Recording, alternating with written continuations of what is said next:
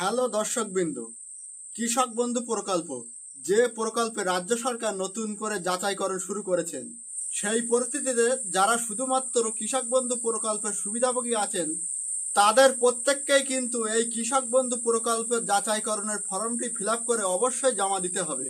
তো আপনি যদি এই কৃষক বন্ধু প্রকল্পের সুবিধাভোগী হন তাহলে এই ভিডিও আপনার জন্য অবশ্যই প্রয়োজন। তো চলুন আর বেশি কথা না বাড়িয়ে ভিডিওটি শুরু করা যাক। সবার প্রথমে এখানে দেখুন লেখা আছে কৃষক বন্ধু কেবি আইডি নাম্বার, অর্থাৎ এখানে আপনার কৃষক বন্ধু আইডি নাম্বারটি বসিয়ে দিতে হবে। তারপরে এখানে দেখুন লেখা আছে ক্রমিক নম্বর। এখানে আপনার যদি ক্রমিক নম্বরটি জানা থাকে তাহলে এখানে বসিয়ে দিবেন, না হলে এই জায়গাটি খালি রাখবেন। তারপরে এখানে দেখুন লেখা আছে তথ্যের বিবরণ। এখানে দেখুন লেখা আছে সুবিধাভোগীর নাম, কৃষক বন্ধুর রেকর্ড কিংবা ব্যাংকের পাসবই অনুযায়ী। অর্থাৎ এখানে আপনার কৃষক বন্ধুর রেকর্ড কিংবা ব্যাংকের পাসবই অনুযায়ী আপনার নামটি ফিল আপ করতে হবে। তারপরে দেখুন লেখা আছে পিতা, স্বামী, স্ত্রী বা অভিভাবকের নাম। এখানে আপনি পিতার নাম কিংবা স্বামীর নাম কিংবা স্ত্রীর নাম কিংবা যে কোনো একটি অভিভাবকের নাম এখানে বসিয়ে দিবেন। তারপরে দেখুন লেখা আছে ঠিকানা বা অ্যাড্রেস। এখানে আপনার গ্রামটি বসিয়ে দিবেন। তারপরে আছে আপনার জেলা বা ডিস্ট্রিক্ট, আপনি কোন জেলায় বসবাস করেন সেটিকে এখানে বসিয়ে দিবেন। তারপরে আছে ব্লক, এখানে আপনার ব্লকটি বসিয়ে দিবেন। তারপরে আছে গ্রাম পঞ্চায়েত, আপনি কোন পঞ্চায়েতে বসবাস করেন সেটিকে এখানে বসিয়ে দিবেন। তারপরে এখানে লেখা আছে দেখুন মৌজা বা গ্রাম, এখানে আপনি যে মৌজায় বসবাস করেন সে মৌজা অথবা আপনার গ্রামের নামটি বসিয়ে দিবেন। এবারে এখানে দেখুন লেখা আছে সুবিধাভোগীর বিবরণ, অর্থাৎ বেনিফিশিয়ারি ডিটেলস। এখানে সুবিধাভোগীর বিবরণ বা বেনিফিশিয়ারি ডিটেলস এখানে ফিল আপ করতে হবে। প্রথমেই দেখুন লেখা আছে ব্যাংকের বিবরণ, এখানে আপনার ব্যাংকের ডিটেলস দিতে হবে। তারপরে এখানে লেখা আছে দেখুন ব্যাংক ও শাখার নাম, আপনার ব্যাংকের নাম বা কোন ব্রাঞ্চ থেকে তৈরি করা সেই ব্রাঞ্চের নামটি এখানে বসিয়ে দিতে হবে। তারপর লেখা আছে দেখুন আইএফএসসি কোড, আপনার ব্যাংকের আইএফএসসি কোডটি এখানে বসিয়ে দিতে হবে। তারপর দেখুন লেখা আছে ব্যাংক অ্যাকাউন্ট নম্বর, অর্থাৎ আপনার যে ব্যাংকের অ্যাকাউন্ট নম্বরটি এখানে বসিয়ে দিতে হবে। তারপর দেখুন লেখা আছে আধার সংযুক্ত মোবাইল নাম্বার, অর্থাৎ আপনার আধার কার্ডের সাথে যে নম্বরটি লিঙ্ক করা আছে সেই নম্বরটিকে এখানে বসিয়ে দিতে হবে। তারপর লেখা আছে দেখুন আধার নাম্বার, এখানে আপনার আধার নাম্বারটি বসিয়ে দিতে হবে। তারপর লেখা আছে দেখুন এপিক নাম্বার, এখানে আপনার ভোটের ফটোয় দেখবেন একটি এপিক নাম্বার আছে, সেই নম্বরটি এখানে বসিয়ে দিবেন। এখানে দেখুন লেখা আছে এসি নাম্বার, অর্থাৎ আপনি কোন বিধানসভায় বসবাস করেন সেই বিধানসভার নম্বরটি এখানে বসিয়ে দিতে হবে। তারপরে এখানে লেখা আছে দেখুন পার্ট নাম্বার অর্থাৎ আপনার যে বুথ নাম্বারটি এখানে বসিয়ে দিতে হবে, অর্থাৎ আপনি কোন বুথে ভোট দেন সেই বুথ নাম্বারটি এখানে বসিয়ে দিতে হবে। তারপরে এখানে লেখা আছে দেখুন সিরিয়াল নাম্বার, অর্থাৎ এখানে আপনার সিরিয়াল নাম্বারটি বসিয়ে দিবেন। তবে এর মধ্যে একটা কথা বলে রাখি, এই সিরিয়াল নাম্বারটি আপনি কোথায় পাবেন? আপনি যে ভোট দেওয়ার আগে যে আপনার একটা রিসিপ্ট দিয়ে গিয়েছিল, ওই রিসিপ্টে কিন্তু এই সিরিয়াল নাম্বারটি দেওয়া থাকবে। তারপরে এখানে দেখুন বলা হয়েছে এসআইআর বা ডব্লিউবিএলএ 2026 ভোটার লিস্টে এএসডিডি তালিকায় পাওয়া গেছে, অর্থাৎ আপনার নাম কি ডিডেড লিস্টে পাওয়া গিয়েছে। যদি এখানে আপনার নাম বাদ দিয়ে থাকে তাহলে ইয়েস লিখবেন, আর না হলে নো করে দিবেন। তারপর এখানে দেখুন বলা হয়েছে অ্যাপিল ট্রাইব্যুনালে মুলতবি রয়েছে, অর্থাৎ আপনার নামটি ট্রাইব্যুনালে বাদ দিয়েছে। আপনি যদি ট্রাইব্যুনাল লিস্টে আবেদন করে থাকেন কিংবা আপনার নাম বাদ দিয়ে থাকে তাহলে এখানে ইয়েস লিখবেন, আর না হলে নো লিখে দিবেন। তারপরে এখানে দেখুন লেখা আছে মুলতবি সিএএ আবেদন, অর্থাৎ আপনি কি সিএএ আবেদন করেছেন? আপনি যদি সিএএ আবেদন করে থাকেন তাহলে ইয়েস লিখে দেবেন, আর না হলে নো লিখে দেবেন। তারপরে এখানে লেখা আছে দেখুন পিএম কিষাণের সুবিধাভোগী কিনা, অর্থাৎ আপনি কি পিএম কিষাণের সুবিধাভোগী পান? তাহলে আপনি যদি পিএম কিষাণের সুবিধাভোগী থাকেন তাহলে এখানে ইয়েস লিখে দেবেন, আর না হলে নো লিখে দেবেন।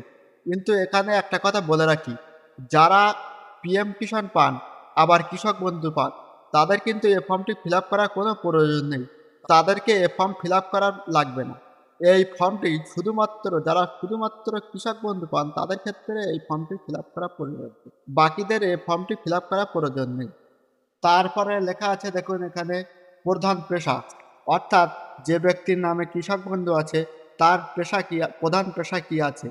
এখানে কৃষক কেন্দ্রিক সরকার, রাজ্য সরকার, সংবিধিবদ্ধ সংস্থা, সরকারি প্রতিষ্ঠান, পঞ্চায়েত, পৌর সংস্থা, স্থানীয় সংস্থা, সরকারি সাহায্যপ্রাপ্ত শিক্ষা প্রতিষ্ঠান বা অনুরূপ কোনো প্রতিষ্ঠানে স্থায়ী কর্মী যিনি নিয়মিত বেতন বা পেনশন পাচ্ছেন, এইগুলি এখানে লেখা আছে।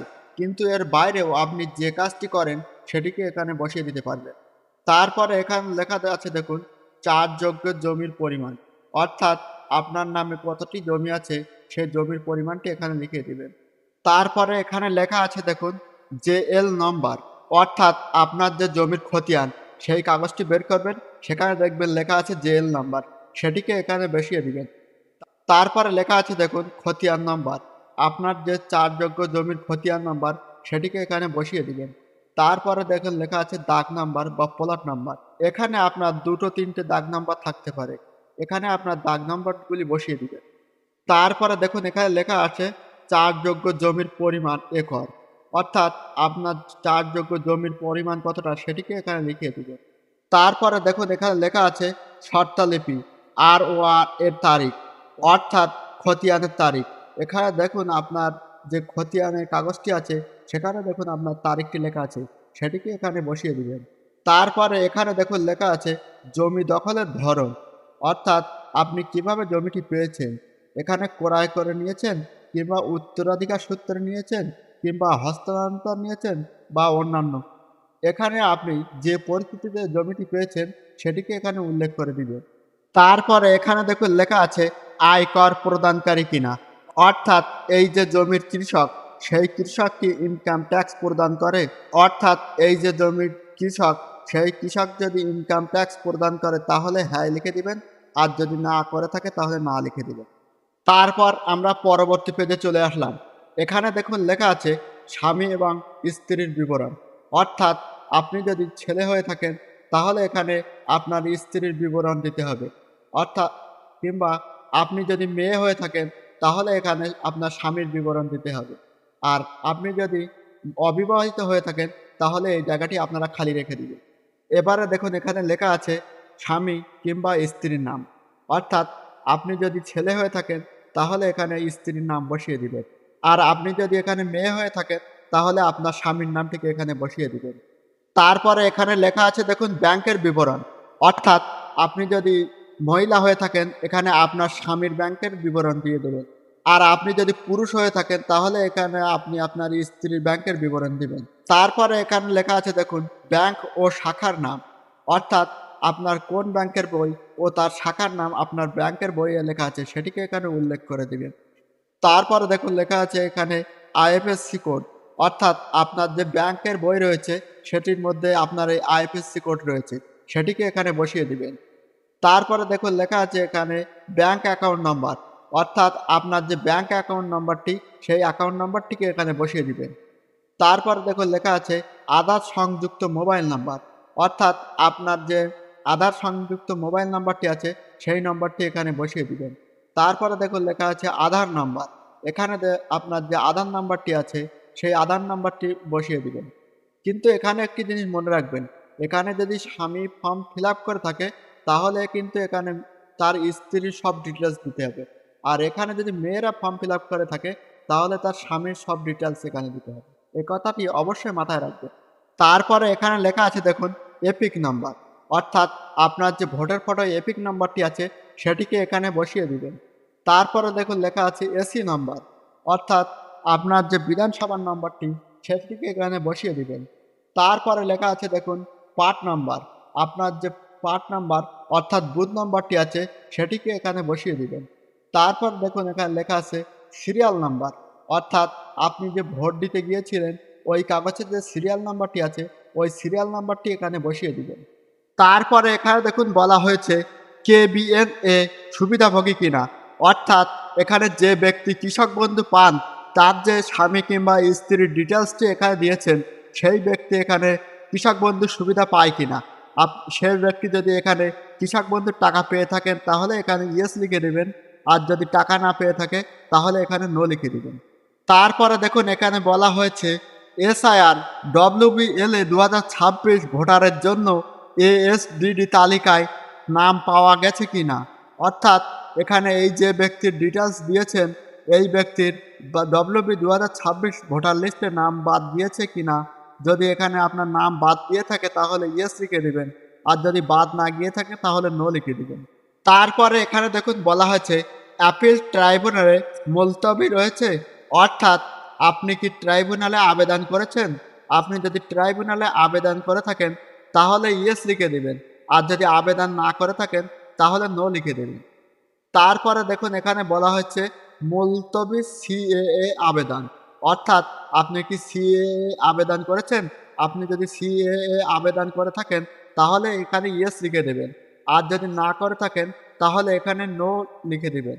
তারপরে দেখুন এখানে বলা হয়েছে PM কিষাণের সুবিধাভোগী কিনা, অর্থাৎ এখানে যে ব্যক্তির ডিটেলস দেওয়া হয়েছে সেই ব্যক্তি কি PM কিষাণের সুবিধা পান। এখানে যদি সেই ব্যক্তি PM কিষাণের সুবিধাভোগী হয়ে থাকেন তাহলে এখানে ইয়েস লিখে দেবেন, আর যদি PM কিষাণ না পেয়ে থাকেন তাহলে এখানে নো লিখে দিবে। তারপরে এখানে দেখুন লেখা আছে প্রধান পেশা, অর্থাৎ এখানে যে ব্যক্তির নাম উল্লেখ করেছেন সেই ব্যক্তি কোনো পেশার সাথে যুক্ত আছেন কিনা, সে যে পেশার সাথে যুক্ত থাকবেন সেই পেশার নামটি এখানে উল্লেখ করে দিবেন। তারপরে আপনারা নিচের দিকে চলে আসবেন, এখানে দেখুন লেখা আছে সুবিধাভোগী স্বাক্ষর, অর্থাৎ যে ব্যক্তি এখানে কৃষক বন্ধু প্রকল্পের সুবিধা পান তার স্বাক্ষর কিন্তু এখানে দিতে হবে। এখানে কিন্তু তার স্বামী কিংবা স্ত্রীর ডিটেলস দিয়েছেন, এখানে কিন্তু স্বামী কিংবা স্ত্রীর স্বাক্ষর হবে না। এখানে যে ব্যক্তি এই কৃষক বন্ধু প্রকল্পের সুবিধাভোগী তার স্বাক্ষর কিন্তু এখানে হবে, আর নিচেরগুলো খালি রাখবেন, এখানে অধিকারিকরা পূরণ করবেন। আর এর মধ্যে একটা কথা মনে রাখি, এই যে ফর্মের সাথে আপনাদের কি কি জমা দিতে হবে। এখানে জমা দিতে হবে, এখানে প্রথমে এই যে কৃষক বন্ধু প্রকল্পের সুবিধাভোগী এনার ভোটার ফটো, আধার কার্ড, ব্যাংকের পাসবই, এই তিনটে জিনিস জমা দিতে হবে। আর তার সঙ্গে আপনার যে জমির কাগজ রয়েছে সেই রেকর্ডটি এখানে দিয়ে দিবেন। আর তার সাথে সাথে এই যে আপনার স্বামী কিংবা স্ত্রীর নাম দিয়েছেন, যদি আপনি ছেলে হয়ে থাকেন তাহলে আপনার স্ত্রীর নাম বসিয়েছেন, এখানে স্ত্রীর আধার কার্ড, ভোটার ফটো আর ব্যাংকের পাসবই জেরক্স করে জমা দিতে হবে। আর এখানে যদি আপনি মহিলা হয়ে থাকেন তাহলে এখানে আপনার স্বামীর আধার কার্ড, ভোটার কার্ড, ব্যাংকের পাসবই একসাথে জমা দিতে হবে। এবার এইগুলো কমপ্লিট করে আপনার নিকটবর্তী পঞ্চায়েত অথবা ব্লক অফিসে জমা দিয়ে দিবে। তো এই ছিল আজকের ভিডিও। পরবর্তী ভিডিও পাওয়ার জন্য আমাদের চ্যানেলটিকে সাবস্ক্রাইব করে রেখে আমাদের পাশেই থাকুন, আর শেয়ার করতে কিন্তু ভুলবেন না। আপনার এক শেয়ারেই আপনার বন্ধু, পরিবার ও আপনজন সকলেই কিন্তু এই বিষয়ে জেনে যাবে।